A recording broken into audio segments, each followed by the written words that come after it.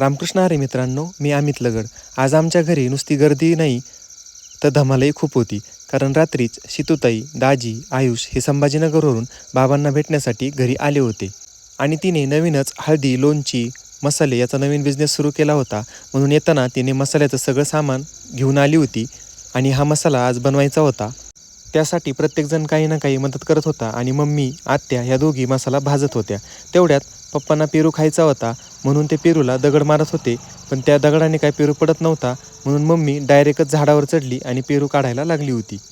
नंतर मम्मीने शेजारील पेरूच्या बागेतून पेरूची एक पिशवीच भरून आणली. आणि घरी आल्यानंतर ते सगळ्यांनी पेरू चिरून त्यावर तिखट, मीठ टाकून पोटभर पेरू खाल्ले.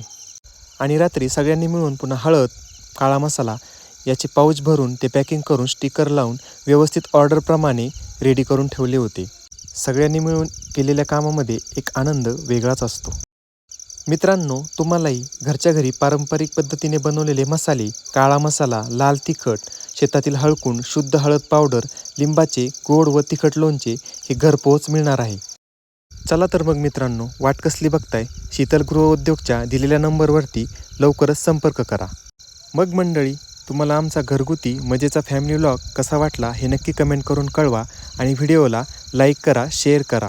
धन्यवाद.